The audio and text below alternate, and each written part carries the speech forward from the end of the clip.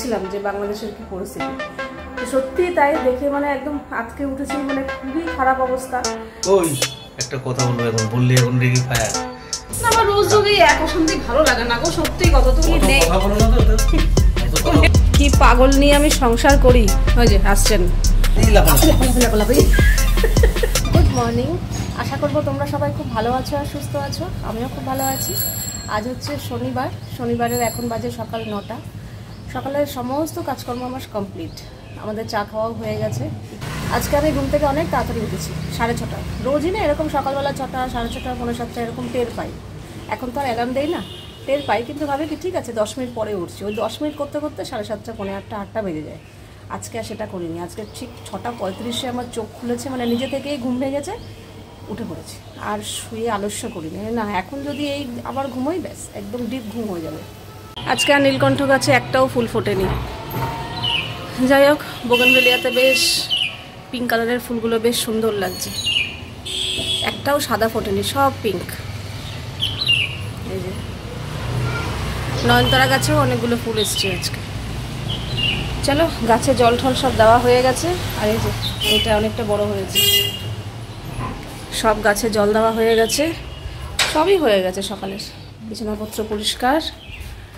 আজকে একটা বিছানার চাদর ভিজিয়েছিলাম, কালকে যে চাদরটা পাল্টেছি ওইটা ভিজিয়ে সকালবেলা মেশিন চালিয়ে দিয়েছি। আর এদিকে পূজা আসবে বলে বাসন বাসন সব গুছিয়ে ওপরে রেখে দিয়েছি। ওরে বাপরে, হঠাৎ করে জমজমিয়ে বৃষ্টি, জলও আসছে।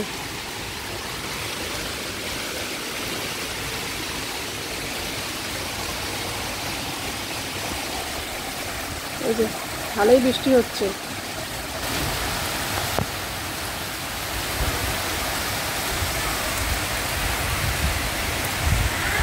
ইয়েস, জানলা দিয়ে দে। এই তো আমিও দিতেই এলাম।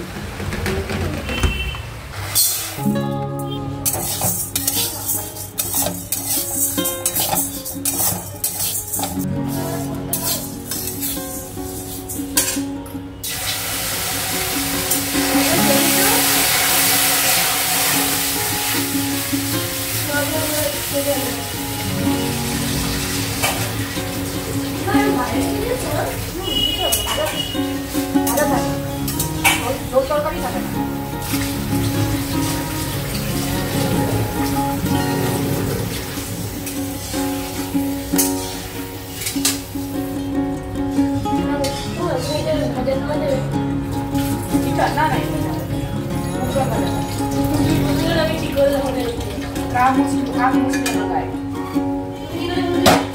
কে আমার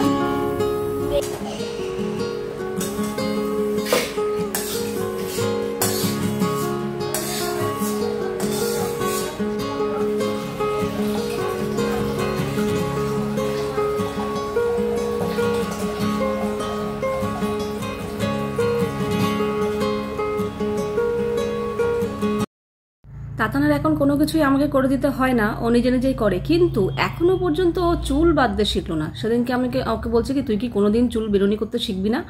একা একা বাড়িতে প্র্যাকটিসও তো করতে পারিস। বলে কি লাভ, আর তো 2 বছর, তারপর তো মানে চুল বেরোনি বন্ধ হয়ে যাবে। আমি বলছি তাই বলে তুই কোনোদিন শিখবি না? বলছে ও যখন প্রয়োজন পড়বে তখন দেখা যাবে। মানে ওর নিজের ইচ্ছাও নেই চুলে বেরোনি শেখার।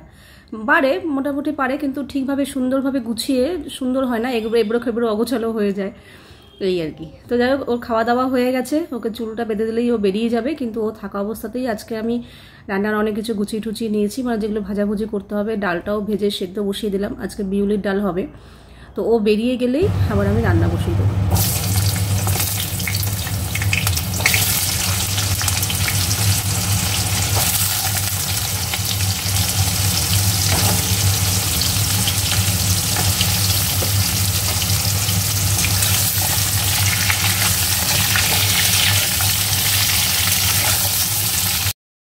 ওদিকে আমি এই থোর, কুমড়ো আর কাঁঠাল দানা দিয়ে আজকে বিউলির ডাল করছি, আর কিছু ভাজাভুজি করেছি, সেগুলো তোমাদের পরে দেখাবো।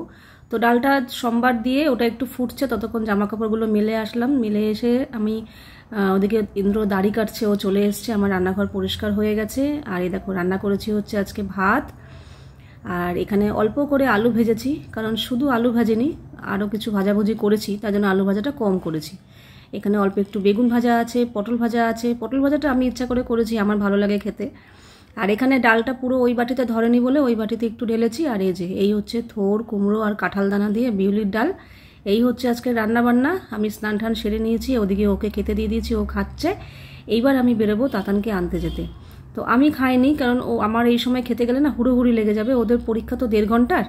তো মানে আমি এদিকে কাজ সারতে সারতেই যা সময় হয়ে যায়, আর খাওয়ার সময়টা হয় না। আর হলেও অত তাড়াহুড়ো করে ভালো লাগে না, মনে হয় কি থাকবে, ওকে নিয়ে আসবো, নিয়ে এসেই খাওয়া দাওয়া করবো। ভেবেছিলাম আজকে তাতানকে নিয়ে ফেরার পথে আইব্রোটা করবো, এত বাজে লাগছে। কিন্তু তাতান বলছে ধুর আমার ভালো লাগছে না, তাড়াতাড়ি বাড়ি চলো। চলে এসেছি, আর আইব্রো করা হয়নি। আজকে না চাদর কেটেছি, চাদর মেলে দিয়েছি। তাতান আজকে না খেয়ে আজকেও ঘুমিয়ে পড়লো। আসলে কি বলতো, না দুপুরবেলা ওই খেয়ে দিয়ে যাচ্ছে তো, আর মোটামুটি পেট ভরেই খাচ্ছে। এবার 2 দিন ধরে আমি একটু ভাতের পরিমাণটাও বেশিই দিয়ে দিচ্ছি, তো খেয়ে আর এসে আর কিছু খেতে চাইছে না। কালকেও খায়নি, কালকে অনেক বিকেল করে খেয়েছে। তখন কটা বাজে, 5টা 5:30টার সময় ভাত খেয়েছে। আজকে তো ঘুমিয়েই পড়েছে, এসে শুয়েছিল, ঘুমিয়ে পড়েছে। তো ডাকবো না, থাক, ও সন্ধ্যাবেলা উঠবে, যখন উঠবে তখন খাবে। এখানে আমারও খাওয়া দাওয়া হলো। এই দেখলাম জামা কাপড় শুকিয়েছে নাকি, তো শুকিয়ে গেছে কিন্তু তোলার মতো হয়নি। থাক, আর একটু থাক। ইন্দ্র বেরিয়ে গেছে, আর আমি এখানে একটু রেস্ট করি। তাতান ওই ঘরে জমিয়ে বৃষ্টি হচ্ছে, আবার ঠিকও হয়ে যাচ্ছে, কমে যাচ্ছে। তাতান এখানে পড়তে বসেছে। কালকে তো রবিবার ছুটি আছে, সোমবার দিন হচ্ছে হিস্ট্রি, তাই তো। আর 3টে পরীক্ষা বাকি আছে, হিস্ট্রি হবে, লাইফ সায়েন্স হবে, আর কম্পিউটার হবে, ব্যাস। আর এদিকে আজকে অনেকটাই রাত হয়ে গেছে, কিছু তেমন একটা কিছু কাজকর্ম করিও নি যে ভিডিও করব। দুপুরবেলা একটু ঘুমিয়ে পড়েছিলাম। তো রাতের জন্য এখানে ভাত বসিয়ে দিলাম, আলু সেদ্ধ বসিয়ে দিলাম। দুপুরের অনেকটা ডাল রয়েছে, দেখতেই পেয়েছো। এইসব ডাল তো একটু করা যায় না, অনেকটা করতে হয়, কারণ সবজি টবজি থাকে। আর প্রথমে কথা হয়েছিল, ইন্দ্র বলেছিল তরকারুটি করতে, তো আমি ভেবেছিলাম তাই করব। তো আজকে তাড়াতাড়ি চলে এলো, এসে বললো থাক ছেড়ে দাও, অনেকটা ডাল আছে, কিছু করতে হবে না, আলু সেদ্ধ দিয়ে ভাত বসিয়ে দাও, আলু সেদ্ধ মেখে নেবে, ডাল দিয়ে খাওয়া হয়ে যাবে। তারপর তো চিপস আছে, পাঁপড় আছে, এই তো। আর এতক্ষণ বসে বসে একটু খবর দেখছিলাম। তোমাদের মধ্যে একজন আমাকে কমেন্ট করেছিল অনেকদিন আগে যে বাংলাদেশের অবস্থা খুবই খারাপ। আমি তখন সত্যিই বলছি জানতাম না, কিচ্ছু জানতাম না।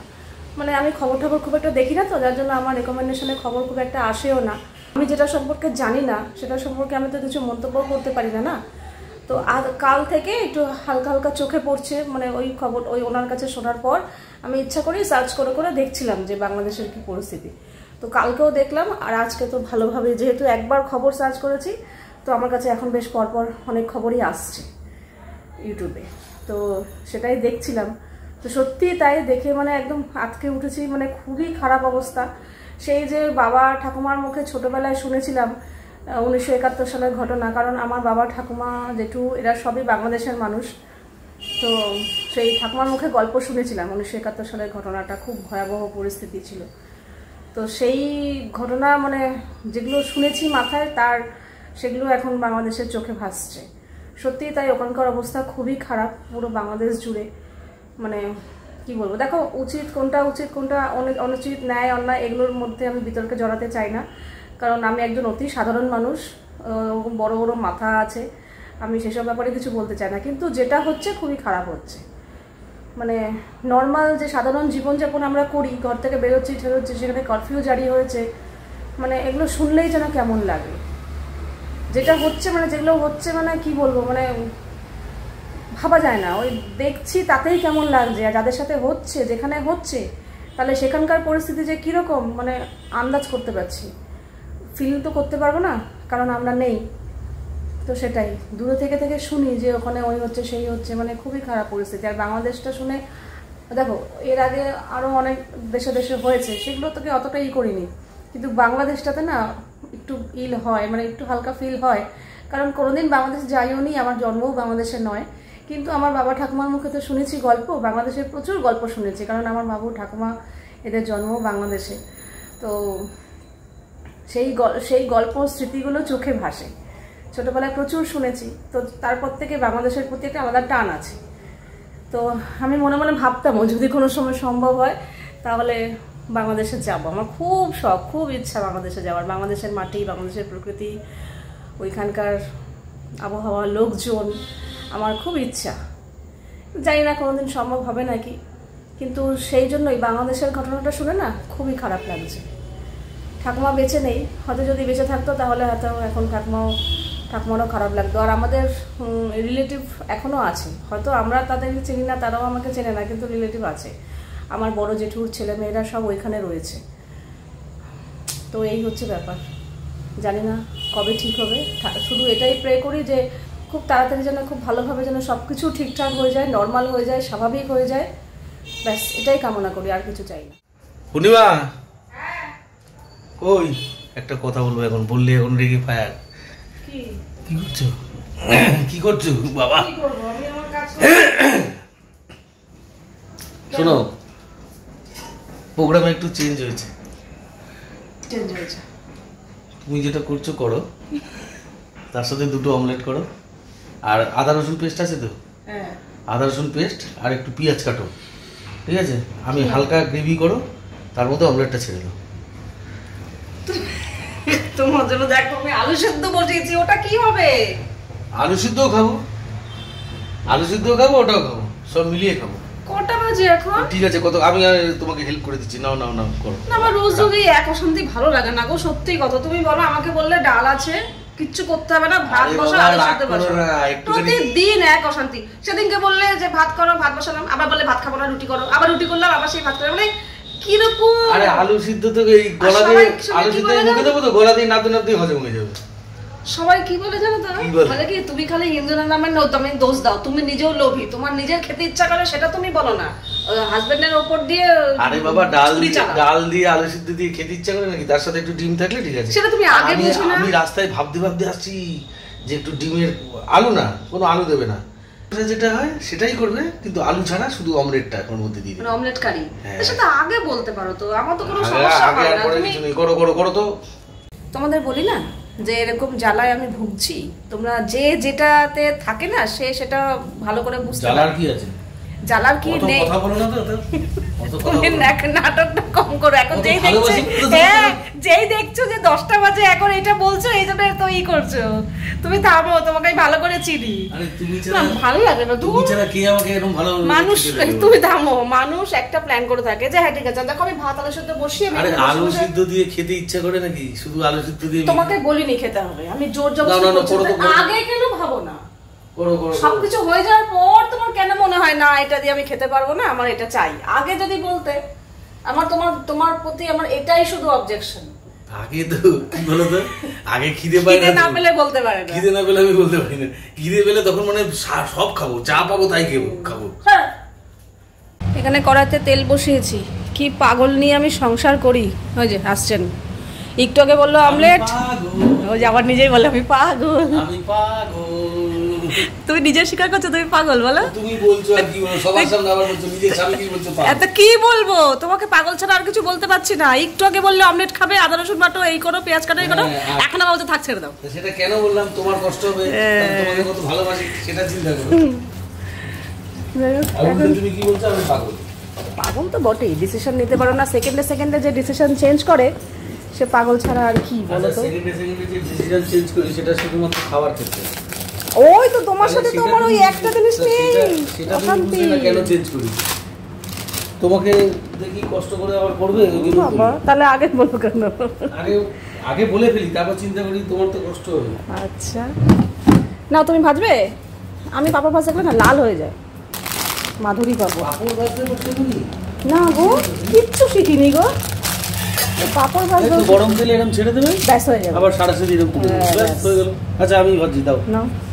এই দেখো পাপড়টাকে প্রথমে এরকম করে দিতে হবে। আচ্ছা, ধরে তারপরে এই দুটো এরকম ধরে হালকা করে এরকম, হবে না চেষ্টা করবে কিন্তু হবে না। তখন প্লেটটা তাও হবে না, আবার এবার হয়েছে, তারপর হবে, তখন আস্তে করে এরকম ছিঁড়ে নেবো। মনে মনে ভাববে অর্ধেক ছিঁড়বো, কিন্তু যেই টানবে পুরোটাই ছিঁড়ে যাবে, ঠিক আছে? তারপরে এরকম কটা আমি খাবো না, তোমার জন্যই শুধু বার করো। আমার জন্য? বাবাই খাবি পাপড় ভাজা? ও খাবেই না বলছে, ও 7টার সময় ভাত খেয়েছে সন্ধ্যাবেলা। আচ্ছা এই দুটো যথেষ্ট বড় বড়। দাঁড়াও, দুটো এরকম ভাবে করলে হবে না, ভেঙে নিতে হবে, নাহলে কড়াইতে না ইয়ে হবে না।